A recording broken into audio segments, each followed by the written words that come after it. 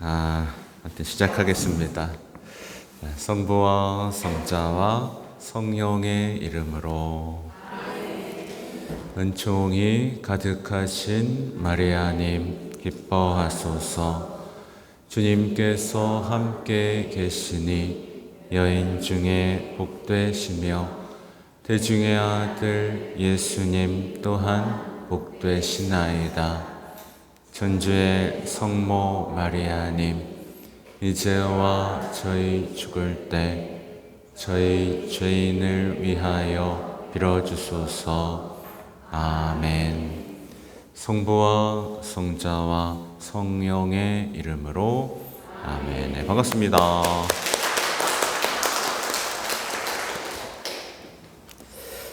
네, 오늘은 이 영신수련책을 가져왔습니다. 우리 벌써 많이 했죠. 네, 많이 했고, 어떻게 도움이 되고 계세요? 네, 요건 이제 정말 이 정도 했으면 이제 내 삶도 이제 돌아볼 수 있어야 되고, 내가 과연 지금 정말 제대로 하나님의 목소리를 듣고 어떤 삶을 완성해 가는 여정에 있나, 뭐 이런 것도 돌아볼 수 있고요. 특히 가장 도움이 되는 건 어떤 삶이 지금 위기에 봉착하고 뭔가 답답하고 변화가 없고 요럴 때, 그죠?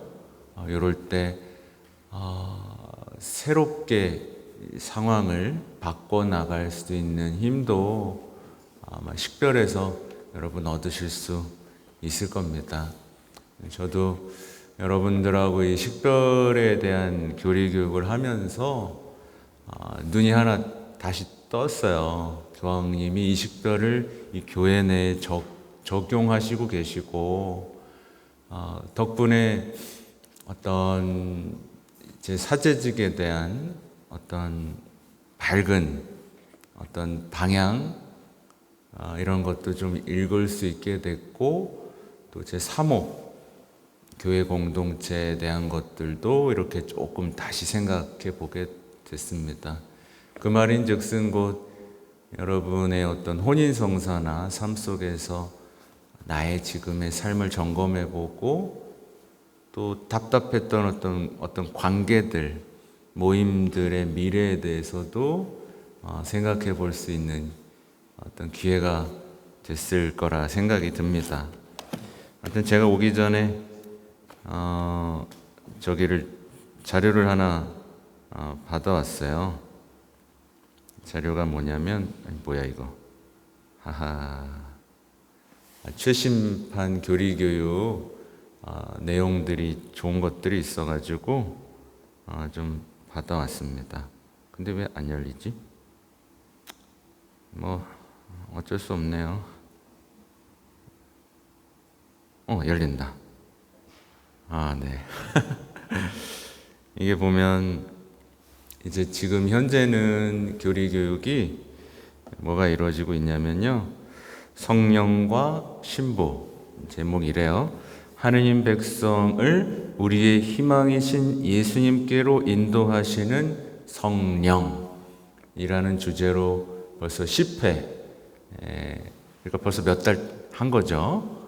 이거를 하고 있고, 어떤 뭐랄까요, 이 성령 하느님 안에서 왜 인류가 지금 어려움을 겪고 있는지, 성령께서 첫 시작을 어떤 질서, 무질서에서 질서로 바꿔놨잖아요. 우리가 고통스러운 이유는 무질서 때문이잖아요. 어떤 이런 이야기들 성찰하시고, 또 하느님의 영이 있는 곳에 자유가 있다. 제목이 막 이래요. 또 하나님 말씀을 통해 하나님 사랑을 알 수 있다. 뭐 어떻게 보면 뻔하거든요. 뻔한 내용인데 교황님은 그 특별함이 있습니다. 교황님은요, 굉장히 어렵고 들어왔고 뻔한 내용을 새로운 눈으로 보실 수 볼 수 있게 해주는 그 힘이 있으세요. 그래서 참 우리는 참 아름다운 시대를 살고 있다. 네. 과연 제가 이런 교도권의 가르침을 마주할 기회가 없었다면 어떻게 됐을까라는 끔찍한 상상도 해봅니다. 네, 끔찍한 상상도 해봐요. 네, 우리는 그래서 끊임없이 마치 예수님께서는 우리를 계속해서 이끌고 가시면서 좋은 목자, 또 성인, 그죠? 이렇게 내놓으시면서 우리를 이렇게 우리 새로운 삶, 아름다운 삶으로 인도하시고, 우리가 지치고 비관주의에 빠지고 체념에 빠질 때마다 새롭게 일으키시고 하시는 그 약속들을 이루어 가신다는 거 여러분은 느끼실 거예요. 그렇죠? 행복하죠? 그래서 여러분? 네, 여러분 행복해요. 그죠? 아마 우리가 대한민국에서 제일 행복할 거야. 네. 자, 오늘은 깨어있음입니다. 먼저 읽어보니까 깨어있음, 오늘은 조금 간단하긴 한데, 중간중간 이제 어떤 교만과 겸손에 대한 이야기, 또 자만, 이런 얘기들이 중간중간에 등장하더라고요. 결국에 우리의 깨어있음이 곧 결국 겸손이 필요하고, 또 우리가 가진 수많은 은총들을 빼앗기지 않기 위해서 깨어있는 걸로 부족하죠? 우리를 성모님께 봉헌하는 것, 그것으로 우리가 받은 은총을 지켜내고 또 예수님 닮은 모습으로 완성되는 이 삶이 이 안에 이렇게 들어가 있어서 여러분의 성모신심도 점검해 볼 수 있는, 나는 어떻게 깨어있나를 점검할 수 있는 좋은 기회가 되는 시간이라고 생각이 듭니다. 자, 읽어볼게요. 형제 자매 여러분 안녕하세요. 이제 식별에 관한 교리 교육이 마지막 단계에 접어들었습니다. 우리는 이냐시오 성인의 생애를 식별의 사례로 보면서 이 교육을 시작했습니다. 기억이 나죠? 이제 하나씩 더듬는 거예요. 그 이냐시오의 어떤 특별한 어떤 생각의 방식, 삶의 태도 덕분에 탄생한 이 식별. 아무튼 그런 다음 식별의 몇 가지 요소들, 즉 기도, 자기인식, 갈망, 그리고 자신의 삶이라는 책에 대해 살펴보았습니다. 또한 우리는 그 요소의 핵심 주제인 영적 실망과 영적 위로에 집중했고, 그런 다음 좋은 선택의 확증에 대해서도 다루었습니다. 가장 좋은 것을 식별하고 올바른 결정을 내리기 위해 기울였던 모든 노고를 물거품으로 만들지 않으려면 이 시점에서 식별의 필수적인 태도 한 가지를 상기하는 것이 필요합니다. 그것은 바로 깨어있는 태도입니다. 그러니까 식별하고 선택하면 뭐예요? 식별하고 선택해서 잘 왔는데 깨어있지 않으면 악마는 어떻게 하죠? 다시 돌려놓습니다. 네. 그러니까 잘하고 있다가 돌아가는. 네. 억울해. 그죠? 억울해요. 참, 제가 영성생활에서 말씀드린 적 있잖아요. 영성생활은 한 번에 성장 안 하죠? 이렇게 하다가 휙 올라가고, 이렇게 하다가 언제 올라갈지 몰라. 휙 올라가는데, 이게 안 끼어 있으면 슉 이만큼 떨어져요. 그럼 다시 감 잡고 일어나기가 너무 힘들죠? 요즘은 더 그래요. 그래서 제가 엊그저께 자매님들하고 몇 번 대화하다가 요즘엔 자녀들 냉담하면 못 돌아옵니다. 요즘은 못 돌아와요. 네, 저도 냉담을 했었는데, 말하자면 우리 그러잖아요. 다 냉담할 때지. 그래, 다 냉담 한 번쯤 해. 근데 못 돌아와요. 네. 그 영적인 달콤함, 세상의 그 달콤함에 빠져버리면 이거를 다시 영적인 세계로 끌어당긴다? 거의 이제 불가능해 보이는. 네. 한번 얘기했지만 교만한 사람들에 대한 자만에 대한 어떤 약은 칭찬이 떨어졌을 때 완전히 바닥 치면 내가 교만했고 자만했고 병들었구나 라고 생각하고 돌아오잖아요. 근데 요즘엔 돌아와요? 아니요. 자기 칭찬해 주는 거 찾아다녀요. 자기 알아주는 데를 또 찾아다녀요. 못 돌아와요. 네. 지금의 시대는 영적으로 깨어있지 않으면 돌이킬 수 없을 정도로 그 깊이가 큽니다. 제가 무슨 어떤 이런 걸 얘기할 수 있는 위치는 아닌 것 같지만 예전보다는 확실히 그냥 손안에다 스마트폰이 있고 언제든지 예를 들면 이걸로 다 하는 거잖아요. 마약도 구해, 포르노도 봐, 다 하잖아요. 이걸로 그냥 손안에 제가 있잖아요. 어디 갈 필요도 없어. 애들 도박도 하잖아요. 이제 도박도 해.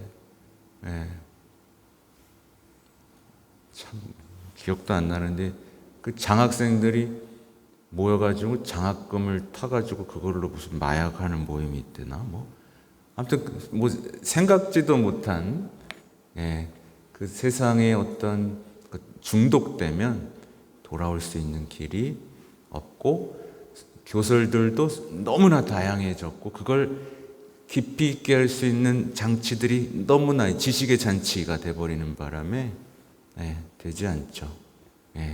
심지어 사이비 종교들도 이제 사라져야 되는데 안 사라져. 안 사라지는 방법을 또 터득했어.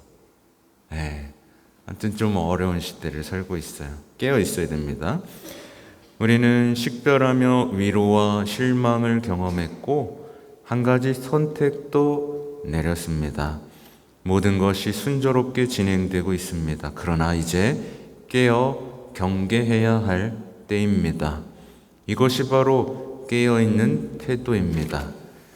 조금 전에 들은 복음 말씀을 통해 알 수 있듯이 복음은 이제 밑에 편집 보면 되돌아오는 악령 얘기고 제가 지난주에 어떤 깨어있음 우리 깨어있는 이미지 계속 얘기한다고 말씀드렸죠. 깨어있어라. 허리에 띠를 메고 깨어있어라. 등불을 들고 다 깨어있는 얘기들 주인이 언제 올지 모르는 그런 상황들에 대한 얘기 드렸어요. 그래서 기다리는 행복에 대해서도 말씀드린 적 있죠. 복음을 말씀을 통해 알 수 있듯이 위험이 존재합니다. 위험은 실제로 존재합니다. 불청객, 즉 악마가 모든 것을 망쳐버려 맨 처음 식별을 시작한 지점으로 우리를 되돌아가게 하거나 심지어 더 나쁜 상태로 만들 수 있으므로 주의를 기울이고 깨어 있어야 합니다. 깨어 있는 것이 꼭 필요합니다. 그러므로 저는 오늘 교육에서 깨어 있음을 강조하는 것이 적절하다고 생각합니다. 깨어 있음은 식별 과정이 목적한 바를 이루고 유지하는 데 꼭 필요합니다.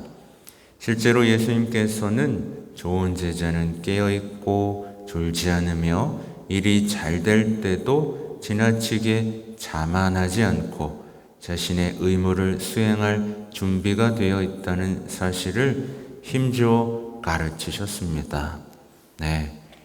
아까 얘기 드렸지만 결국에는 자만이 들어오는 순간 이제 악이 들어오고 모든 것이 무너지고 제가 지금도 가져왔어요. 자료를 하나 가져왔는데 제가 예전에 시기, 자만, 허영 이런 것 제가 교리교육 따서 강론 때 말씀드린 거 기억나세요? 네, 그것도 제가 좀 자료를 가져왔으니까 이따가 필요하다면 함께 보도록 할 겁니다. 네. 예를 들어 예수님께 루카복음에서 예수님은 이렇게 말씀하십니다. 너희는 허리에 띠를 메고 등불을 켜놓고 있어라. 혼인잔치에서 돌아오는 주인이 도착하여 문을 두드리면 곧바로 열어주려고 기다리는 사람처럼 되어라. 행복하여라. 주인이 와서 볼 때 깨어있는 종들. 내가 진실로 너희에게 말한다. 그 주인은 띠를 메고 그들을 식탁에 앉게 한 다음 그들 곁으로 가서 시중을 들 것이다. 네. 여러분은 이제 이거 읽으면 행복해져야 돼요. 이거 읽을 때마다 행복해져야 돼요. 아직도 이거 읽으면서 아유, 뭘 자지도 못하게 좀 시험시험 좀 합시다. 아직도 그게 행복이고 그런 것이 그거야말로 행복이고 느긋한 것. 왜 이렇게 사람 긴장하게 만들어? 막 이런 식으로 따지면 안 됩니다. 이제 여러분은 그래? 하면서 어떤 분이 댓글 달았더라고요. 나는 원룸에 사는 강아지만도 못했구나. 강아지가 막 그냥 기다려가지고 뭐 엘리베이터 소리만 땡 나면은 문 앞에 서가지고 헥 거리고 있잖아요. 그죠? 그런 것만도 못했구나. 그런 댓글을 누가 달았어요. 네. 아무튼 우리의 마음을 보호하고 그 안에서 무슨 일이 일어나고 있는지 이해하기 위해서는 깨어 있어야 합니다. 이것이 주님의 다시 오심을 기다리는 그리스도인이 갖춰야 할 영혼의 내적 태도입니다. 하여튼 그렇죠. 얼마 전에 김수미 씨도 가셨죠? 네. 여러분 김수미 씨 가신 거에 대해서 느낌이 어때요? 네. 그냥 가는 거예요. 네. 아마 되게 돈 많았을걸요? 근데 복음 생각나죠? 그것이 누구 것이 되겠느냐. 네. 제가 돌아가신 분을 여기서 추모하고 싶지는 않고 따로. 다만 우리도 그렇게 갑자기 갈 수 있죠. 누구나. 그럼 과연 나는 누군가한테는 그 순간이 아이고, 저 불쌍해라, 이게 아니라 우리는 갑자기 죽었을 때 하고 기뻐할 수도 있을 준비가 되어 있는 사람과. 그래서 제가 안나와에 들어가서 그 얘기 했어요. 네. 다른 얘기인데 여러분 5년 앓다가 직천당 갈래요? 갑자기 심장마비로 죽어서 연옥 갈래요? 1번 5년 앓는다. 2번 갑자기 죽어서 연옥 괜찮지. 자, 1번. 네, 나 2번. 2번은 안 들어 왜? 제가 이거 물어보면서 근데 어르신들은 앓으면 막 그 얘기를 해. 문제는 그게 아니죠. 깨어 있느냐. 네. 얼마나 준비되어 있느냐. 그리고 천국에 대한 그 뜨거운 열망을 갖고 있느냐인데, 여러분 연옥교리 들어봤죠? 연옥의 고통은 만만치 않죠? 사지를 찢는 고통보다 더하다 하죠. 여러분 천국 갈 준비하고 신앙생활 해야지 난 연옥도 괜찮아 라고 신앙생활 하는 사람이 과연 잘 살 수 있을까요? 난 연옥도 괜찮아 노세 그런 사람이 참, 난 어쩔 때는 왜 그런 열망이 없는지 모르겠어요. 네, 그거는 미지근한 것도 아니에요. 그냥 그건 악한 거지. 그죠? 복음 말씀을 봤을 때는 그거 악한 거예요. 네. 충실하거나 불충실하거나 깨어있거나 자거나인데 그건 자는 거예요. 영적으로 자는 거란 말이에요. 네. 우린 그 정도는 알아야 됩니다. 자꾸 괜찮다 그러고 행복 얘기하고 뭐, 네? 그래가지고 아무튼 그래요. 자, 이것이 주님의 다시 오심을 기다리는 그리스도인이 갖춰야 할 영혼의 내적 태도입니다. 그러나 이는 삶 속에서 간직해야 할 일상적인 태도로도 이해할 수 있습니다. 그래야 우리는 식별을 한 후에 우리가 택한 좋은 선택들을 포기하지 않고 일관되게 실천하여 열매 맺을 수 있습니다. 그냥 갑자기 떠올랐는데 저는 사제직을 선택했잖아요. 그렇죠? 그러면 끝까지 가는 거예요. 그렇죠? 깨어서 식별하고. 근데 요즘엔 유행같이 나오는 게 과연 나는 사제직을 계속 해야 되나 말아야 되나, 이걸 뭐하러 해. 이미 선택했잖아요.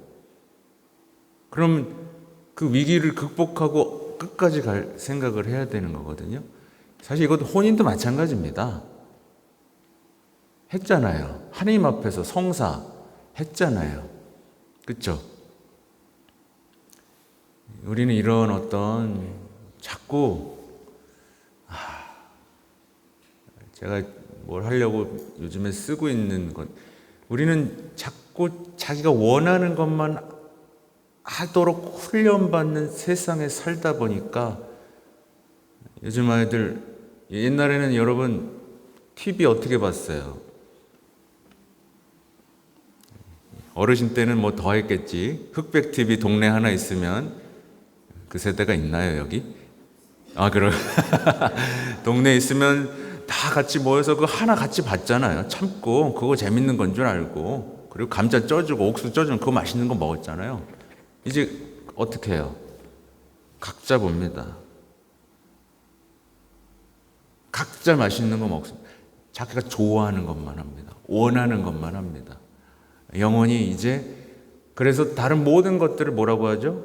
강요하지 마. 내겐 자유가 있어. 이러면서 이 어떤 인내 속에서의 어떤 희망, 성장, 이런 것들이 사라지고 있는 이 시대를 이렇게 잘 보셔야 됩니다. 더러운 영이 사람들을 어떻게 훈련시키고 약하게 만들고 쉽게 무너지게 만들고 있는가를 이렇게 보셔야 돼요. 네. 참 좋은 거면서, 악마는 참 교묘한 거거든요.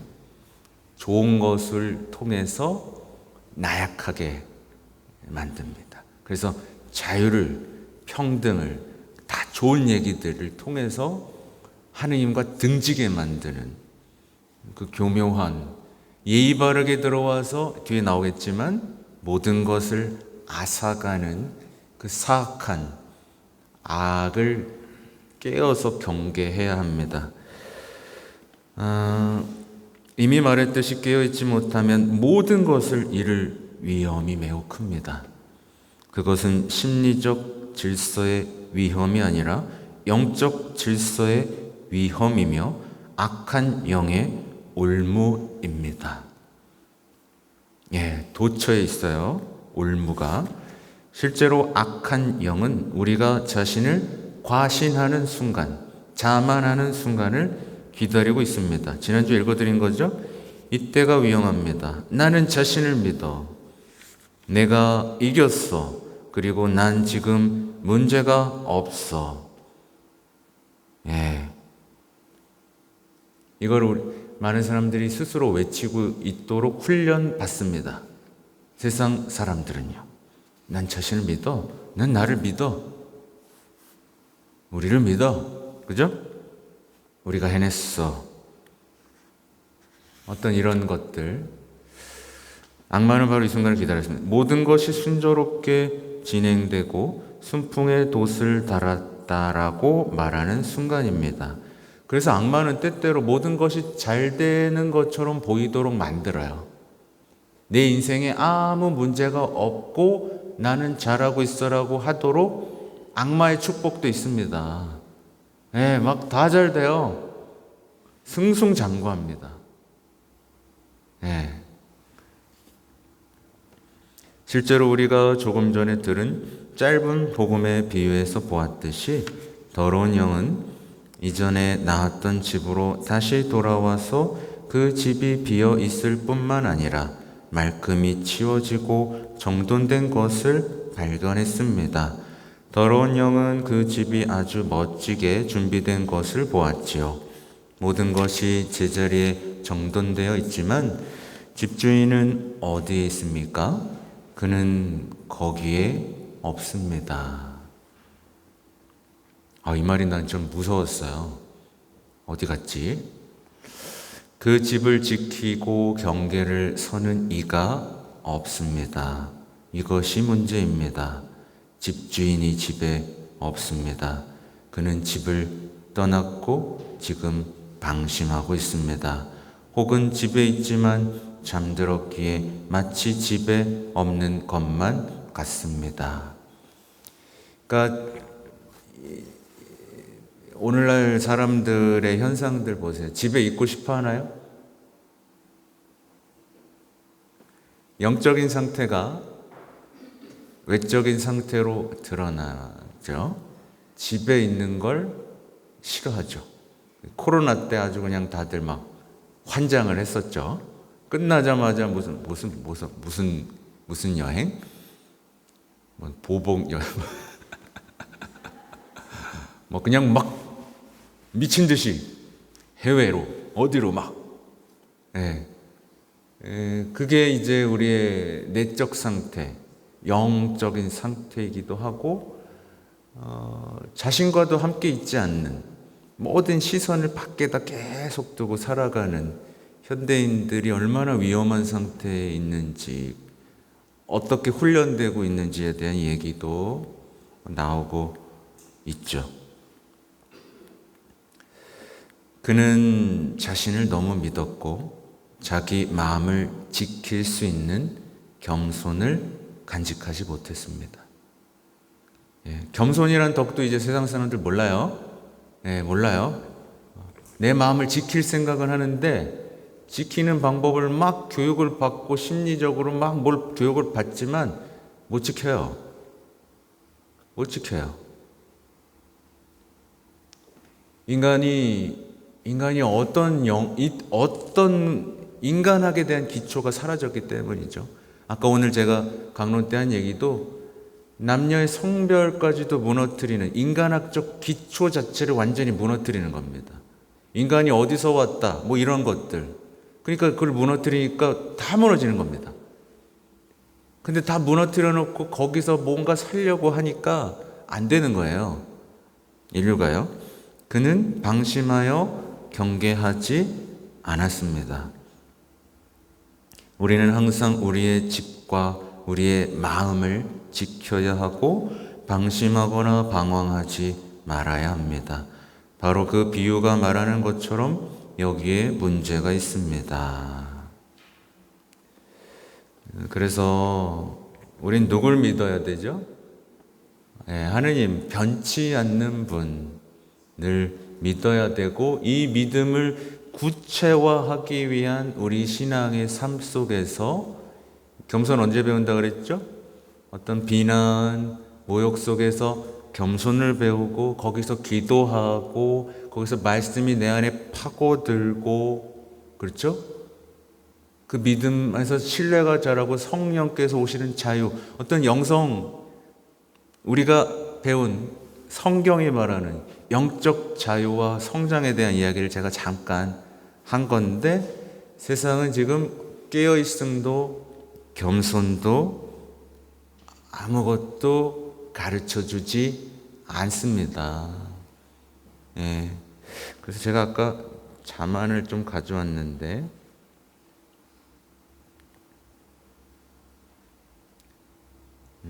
시기와 자만.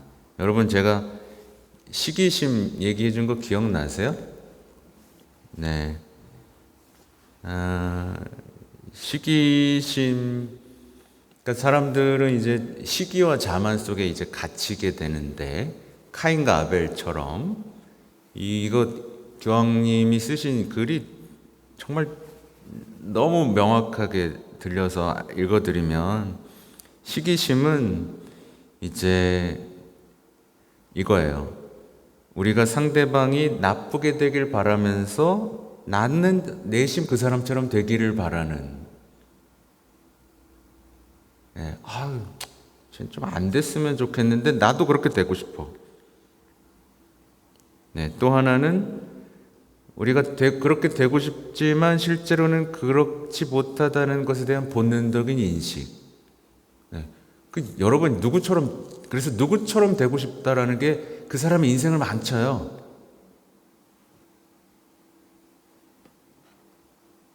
네. 시기가 들어오면서 누군가 잘 되면 세상을 불공평하다고 말합니다. 지금 젊은이들 사이에서 깊숙이 파고든 게 바로 이거예요. 시기가 일상화됐죠?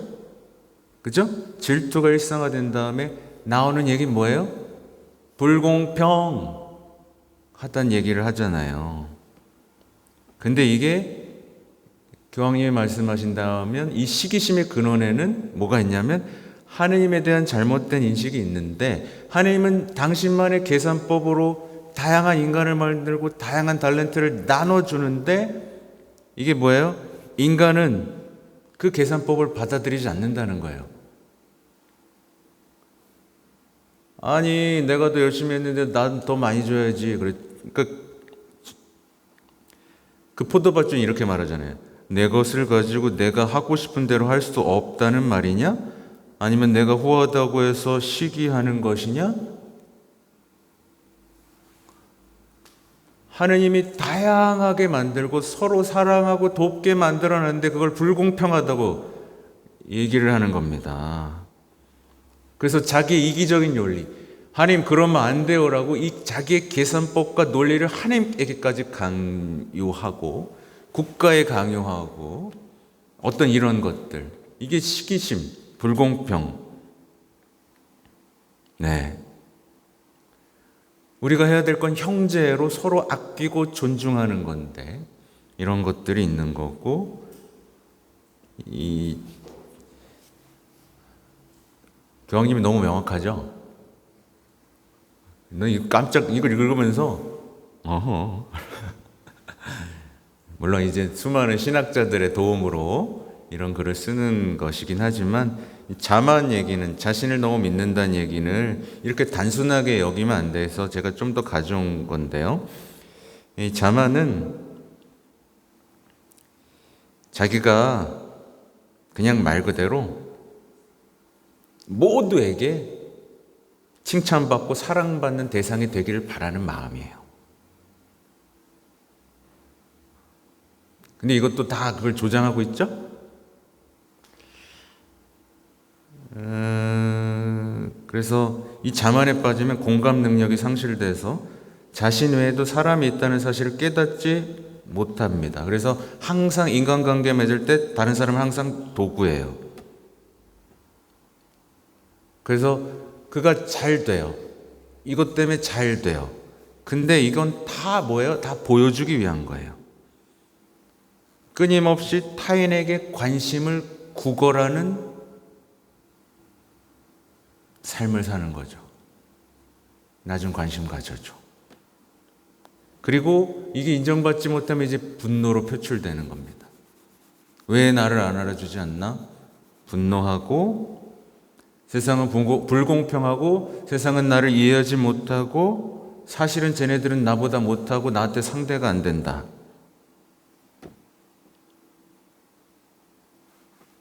이게 지금 자만에 대한 악덕에 대한 얘기를 교황님이, 그러니까 세상의 천사를 받기 위해, 예를 들면 저한테 자만이 들어왔다.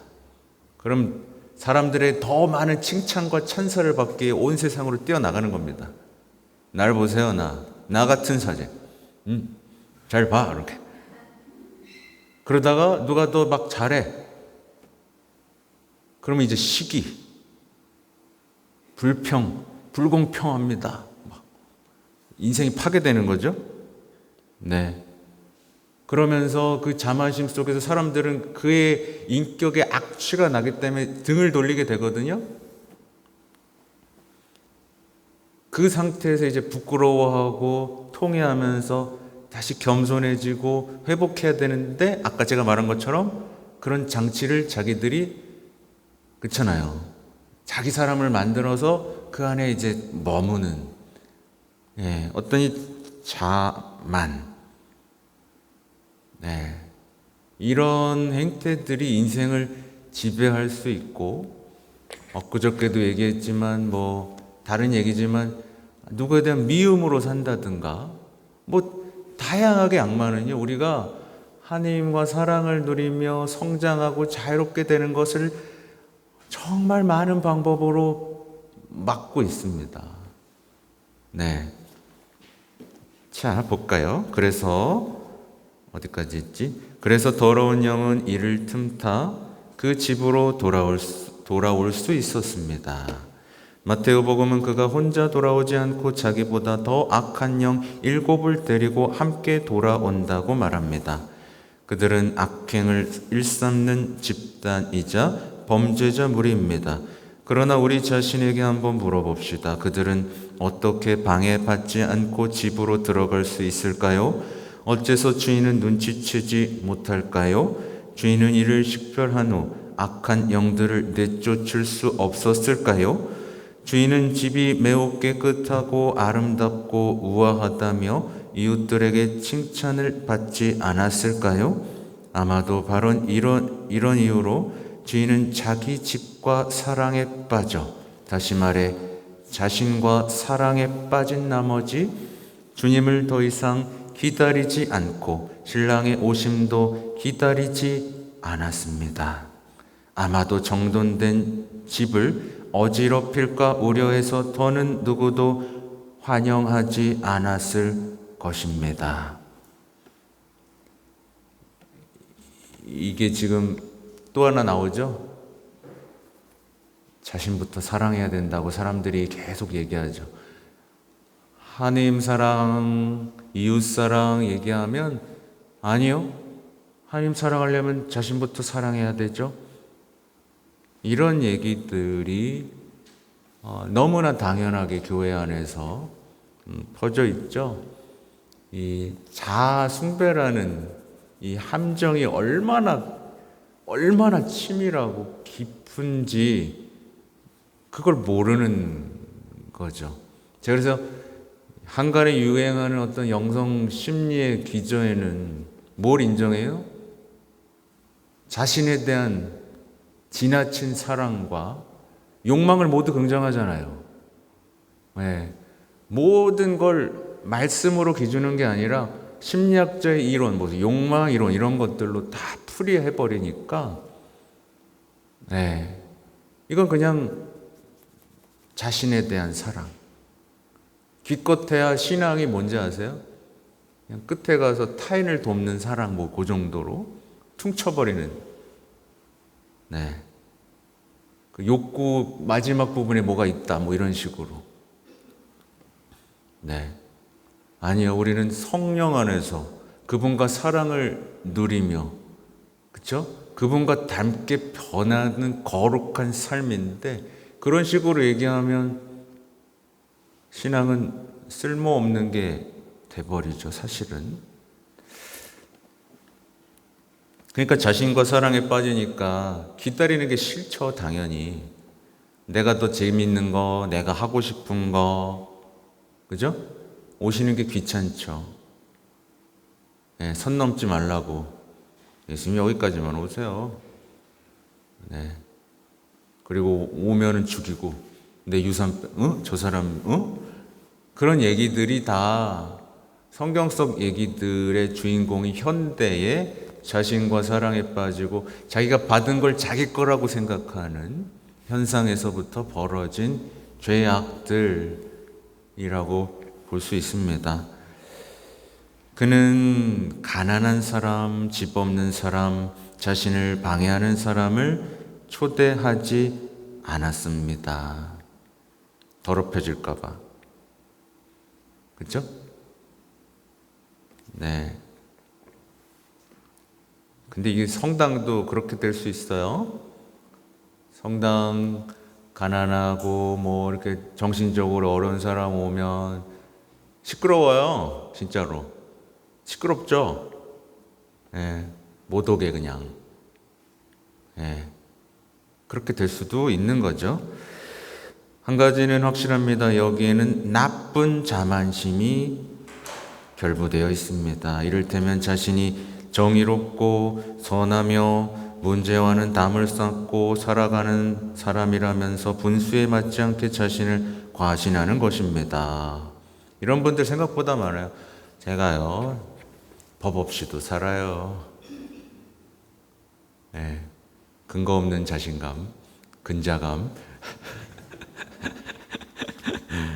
네, 그러니까 칭찬이 없으면 아무 일도 못하면서 어떤 그런 상태, 네, 어떤 그 발포성 기품 속에 살아가고 있으면서 우리가 배웠던, 그렇죠?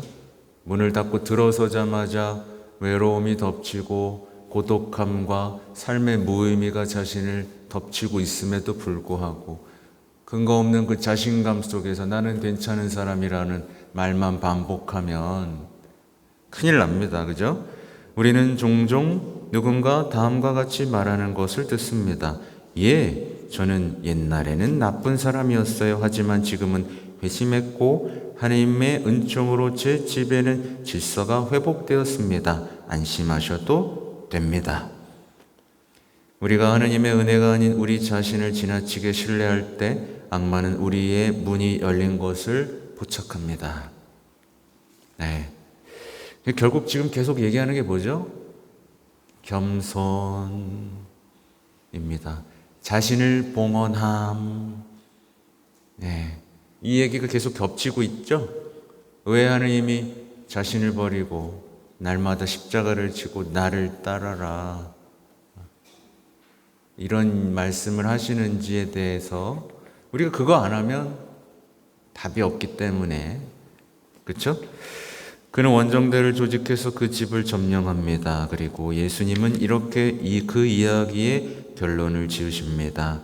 그리하여 그 사람의 끝이 처음보다 더 나빠졌다. 세례받으러 왔을 때보다 더 못돼졌다. 성당에 처음 발을 들였을 때보다 더 사악해졌다. 이게 오늘날 신앙인들에서 흔히 벌어지는 끔찍한 일들입니다. 그런데 주인은 왜 눈치채지 못했을까요? 이는 악마가 예의 바르게 행동했기 때문입니다. 악마는 여러분이 눈치채지 못하게 들어와서 문을 두드리고 공손하게 행동합니다. 아니요, 괜찮아요. 그렇게 하세요. 그렇게 해요. 들어와요. 그리고 결국 그들은 여러분의 영혼을 지배합니다. 이 작은 악마들을 조심하십시오.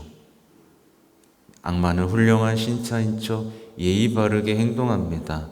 악마는 우리가에게 익숙한 방식으로 들어오지만 나갈 때는 그들의 방식으로 나갑니다. 공손한 악마의 속임수로부터 집을 보호하십시오. 영적 새 속성은 항상 이렇게 진행됩니다. 그렇죠? 바리사의 율법학자들이 그런 못되게 살려고 그런 일을 시작하지 않았어요. 그렇죠? 네. 바오로 사도도 그렇게 되려고 된 거 아니었죠. 네. 그러니까 이런 모든 위험들이 있음에도 불구하고 교회가 이런 깨어 있음에 대해서 우리가 강조하지 않았던, 그렇지 않습니까? 우리 지난 수십 년을 돌아보세요. 우리 깨어 있었나요? 누가 깨어 있으라고 막 경고했나요? 그죠? 사랑하고 네. 서로 사랑하며 삽시다. 예, 여러분 행복하세요. 네, 그냥 이렇게만 지냈잖아요. 사랑하는 형제 자매 여러분, 이런 일은 불가능해 보이지만 실제로 일어납니다. 이러한 깨어있음이 부족하기 때문에 우리는 자주 패배합니다. 전투에서 지고 맙니다. 주님은 자주 너무나 많은 은총을 주셨지만 결국 우리는 이 은총 안에 머물지 못해 모든 것을 잃게 됩니다. 그래서 은총 누가 지켜주시죠? 네, 참된 신신 기억나죠? 네, 안전하고 빠르고, 그죠? 깨어있지 못했기 때문입니다. 문을 지키지 않았기 때문입니다. 우리는 집 안으로 들어와 예의 바르게 인사하는 누군가에게 속아 넘어갑니다. 바로 악마의 방식입니다. 그래서 그런 거 있어요. 제가 여기 처음에 이렇게 본당에 이렇게 딱 오잖아요. 그럼 가장 예의 바르게 행동하는 사람을 조심해야 됩니다. 가장 예의 바르게 행동하는 사람. 지나칠 정도로 예의 바르게 행동하는 사람. 네. 뭔가 저를 이용해서 뭔가를 해먹으려는 사람이겠죠. 뭐 다 그렇다는 건 아니에요. 그래서 저는 사실 예의 바른 거 사실 좋아하지 않습니다. 솔직하고 자유분방한 사람이 더 좋습니다. 예의 바른 사람들은 뭔가 감춰요. 뒤에 가서 무슨 일을 꾸밉니다. 악마가 이렇다는 거죠, 그죠? 겉으로 예의 바른 사람, 조심해야 됩니다. 뭔가 원하는 게 있어요. 하지만 사목자로서 신뢰합니다. 속아 줍니다. 그것도 사목자의 일입니다. 예수님은 그 모범을 보여주셨습니다. 유다의 발을 닦아주셨습니다. 그게 제가 해야 될 일입니다. 누구든 자신의 역사를 돌이켜보면 이를 확인할 수 있습니다. 잘 식별하고 좋은 선택을 하는 것만으로는 부족합니다. 그것만으로는 충분하지 않습니다. 우리는 경계를 늦추지 말고 하나님께서 주신 이 은총을 잘 지켜야 합니다. 깨어 있어야 합니다. 여러분은 저에게 이렇게 말할 수도 있습니다. 저는 어떤 무질서한 상황을 목격할 때 그것이 악마이고 유혹임을 즉시 깨달을 수 있습니다. 그럼요. 그러나 이번에는 악마가 천사로 변장해서 옵니다. 골치 아프다. 그죠? 그래서 뭐 하라 그랬죠? 그러니까 여러분 솔직해지자고요. 우린 그걸 다 해낼 수 있는 능력이 없어요. 그래서 봉헌하고 성모님께 끊임없이 보호를 청하고 묵주기도를 바치는 거예요. 그걸 잊지 마세요. 악마는 천사로 가장할 줄 알고 이 바른 말로 집에 들어와서 설득하고 결국 처음보다 상황을 더 나쁘게 만듭니다. 그래서 이 예가 이제 예를 들면 진리의 책이나 어떤 십자군 기도 같은 거 굉장히 그럴듯한 문체로 사람들에게 왔다가 어떻게 해요? 천사, 성인처럼 얘기하지만 사실은 그런 거예요.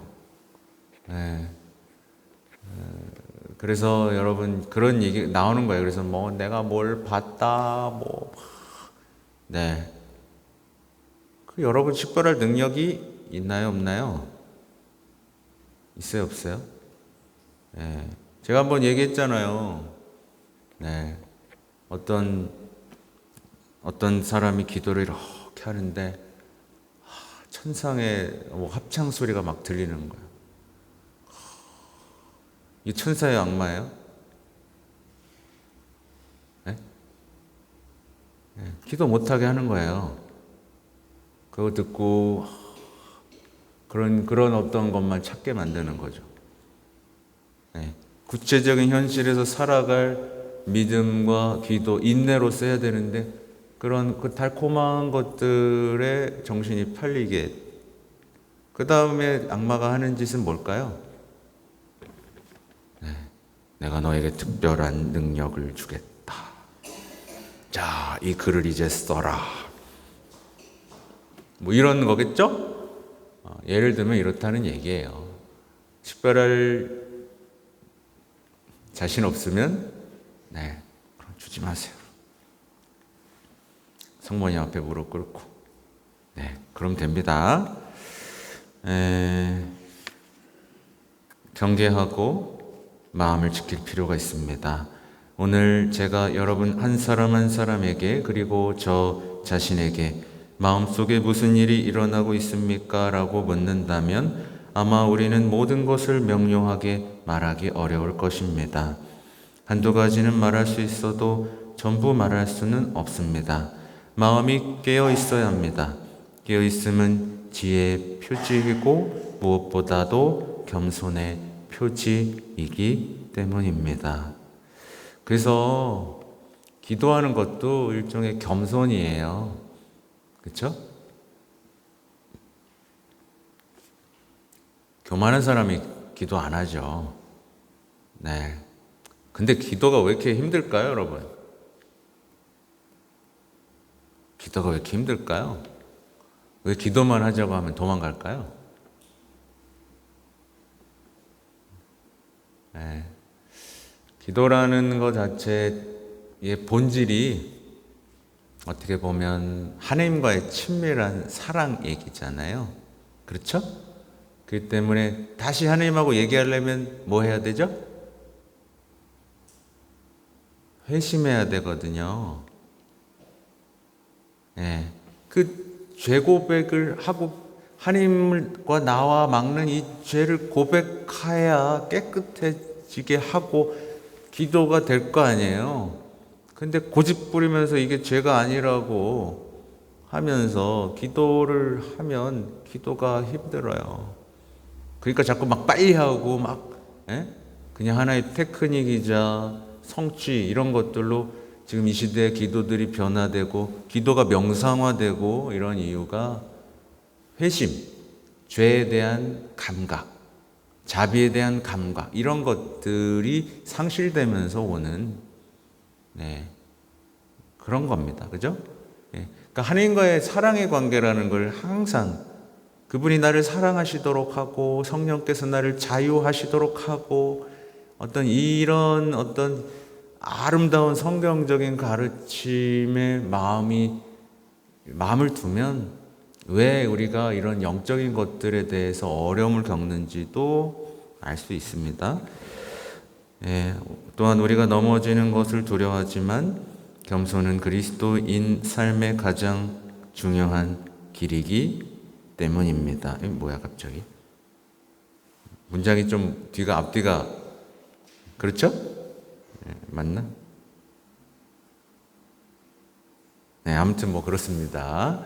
아무튼 겸손하고 약점을 자랑하는 걸 두려워하지 말고 넘어지는 것도 두려워하지 말고 겸손되게 도움을 청하면서 말씀이 우리에게 주시는 길, 예수님이 앞서 나가신 길, 또 성모님이 보여주신 길, 이 길을 따라 왼쪽으로도 오른쪽으로도 벗어나지 말고 가는 여러분이 되시면 좋겠습니다.